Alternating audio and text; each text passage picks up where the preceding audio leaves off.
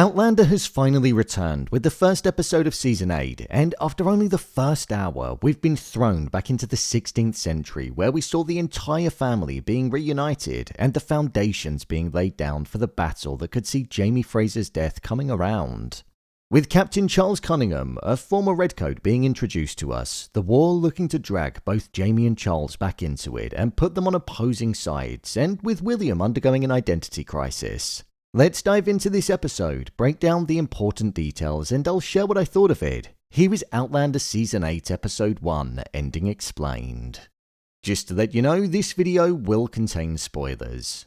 Before I get into the video, if you want to see more breakdowns on your favourite TV shows and movies, then hit subscribe, it means a lot. Jamie and Claire Fraser. During this episode, both Jamie and Claire return to Fraser's Ridge, and I don't know about you, but I love the fact that they returned to the spot where they used to live, albeit in a new house. It just came full circle in my mind, and after everything that they'd been through, they were finally home. What this episode was all about was showing us that Jamie and Claire wanted a quiet life together now. There was a large focus being placed on the fact that Jamie was done with war and he had no intention of returning to it. He felt he'd given more than enough. He almost lost Claire, and if he had have lost her, it would have been the largest price that he would have paid. So he now wanted to keep her away from the danger in any way whatsoever, and with Frances now being placed into their life, he wanted to provide a nice life for her too, seeing as though she was their granddaughter from the daughter, Faith, that they thought died long ago. With that being said, I can't see that being the case though. With the Revolutionary War still going on and both loyalists and patriots being present within the Ridge, the impending battle that's on the horizon looks like it could remove the tranquility, peace and community that's been born there. This means that Jamie will most likely get dragged back into the war, even though it's the last thing that he wants.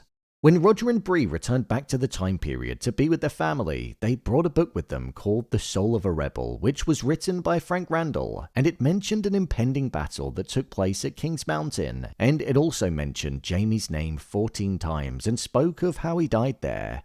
As Frank was a historian from the future, it details how Jamie would be killed in it. The Battle of King's Mountain is actually a battle that did take place during the Revolutionary War, and it occurred in Kings Mountain, North Carolina. So it seems like the battle that saw 28 killed and 62 wounded on the Patriots side will be taking place in the show, and one of those dead might well end up being Jamie Fraser. This is why I feel Charles Cunningham was also introduced to us in the show as well, because as of right now, he said that he was a retired man and that even though he fought for the king, the opposite side to Jamie, they could be friends. But if a battle does ignite where they are, then the both of them might well end up facing off against each other. With loyalists also being killed and branded, hostility is present within the community.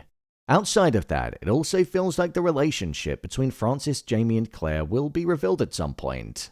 They thought it would be best to not confuse her, which makes sense. However, as time goes on and as the battle draws closer to home, I could imagine her being told that they're actually related, and then that way Jamie and Claire would also learn more about their daughter that they didn't even know survived. Something that we did find out about in this episode was how Mr. Vasquez actually ended up killing their daughter, Faith. He threw her overboard when he killed her husband and then took her daughters, Jane and Frances. Faith put up a fight because she didn't want her children to be taken, but by trying to stop him, he ended up killing her. This telling of the story was what we saw taking place during the opening scene, and that's why Claire ended up killing him, because she couldn't stand to listen to the cruelty and evil acts that he committed towards her daughter. He killed their daughter that they didn't even know was alive, and her life was cut short all because of a monster. William. Well, it very much seems like William is going to have a new love interest in the show. Following the news in the previous season that he was Jamie Fraser's son, it very much looks like the identity crisis that he was undergoing then is going to continue throughout this season. Within his mind, he doesn't know if he's a Grey, a Fraser, or a Ransom. And with him also wanting to give up his title as the 9th Earl of Ellesmere, he's in a position where he truly doesn't know what to do anymore. This is where I think Miss Grey is going to come into the picture. Following Benjamin, his cousin, being killed and his wife arriving at the house with their baby, after Will had sobered up, we saw him apologize for the skepticism that he had about the legitimacy of it all.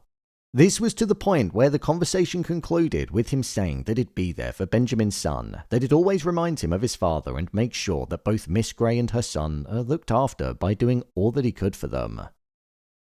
This not only gives William purpose, but it also allows him to care for two people that his cousin cared deeply for.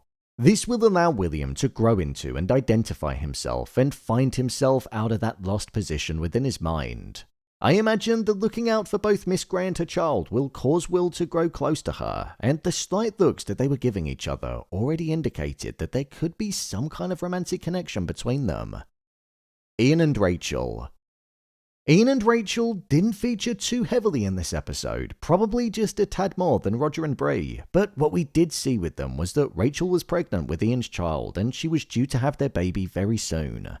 Ian actually rebuilt the house at Fraser's Ridge for Jamie and Claire, and with the both of them living there, we're going to be seeing their story unfolding alongside the main one and the birth of Ian and Rachel's child. With the Battle of King's Mountain taking place very soon, I do also wonder if we're going to end up seeing Ian being dragged into that battle around the time where his baby's going to be born, something that could put a lot of stress onto Rachel. My review of the episode. I thought this was a really good first episode of the show. There wasn't too much action in it, but the foundations were laid down for the 7 episodes that we're set to get following the premiere. When the theme tune started playing, I was just transported back, and it felt like the show had never really been away, so I'm really glad that Outlander has returned. One thing that I love about the show is the time period that it's set in. I feel like you don't really get many shows set during the 1700s or even the Revolutionary War, so it makes a refreshing change, and the level of immersion that the show gives us with the visuals, it makes you feel like you're genuinely in that time period. I was actually quite surprised with how graphic this episode was. We saw the killing of Vasquez up close, which surprised me, and then we also saw the 2 people that were killed without any filter whatsoever. It just took me back a bit, and it was an interesting direction for the show to go in, especially during the premiere. Charles Cunningham is a character that I am also very intrigued by. He seemed like a man with good intentions and like somebody that you could trust, but I definitely feel like with the battle being on the horizon, we're going to end up seeing him standing on the opposite side of the battlefield to Jamie, like he did during the Battle of Saratoga. With the way that Mrs. Cunningham was too, it makes me think that her outwardly expressed wicked nature is going to be within Charles. If there's one thing I'd have changed about this episode, it would have probably been to have had more of Roger and Bree. The reveal of them arriving out of the blue was great, and it was a moment that was definitely worth it. I would have just liked to have seen them a little bit more. It's only episode 1, and I know they're going to play a large part in the remainder of the season, but I was left just wanting that little bit extra. In terms of the performances, I thought they were all really strong. However, this episode was definitely performed the best by Claire and Jamie. The emotional conviction that they have, the love that they exhibit towards one another, and also the way that they've grown with the characters is just unrivaled in the show, so I'm glad to see them back on our screens. This was a great first episode, and I can't wait to see what happens when it returns next week. This feels like it's going to be a dark season of the show, and the impending death of Jamie hanging over the story like a dark cloud is something that I'm intrigued to see if it's going to clear or if it's just going to thicken. So, there you have it, Outlander Season 8 Episode 1, Ending Explained. If you want to see more videos on Outlander, then check the playlist below. I'll be covering the entire season. What did you think of this episode? Share your thoughts in the comments. As always, thanks for tuning into the video, and I'll see you in the next one.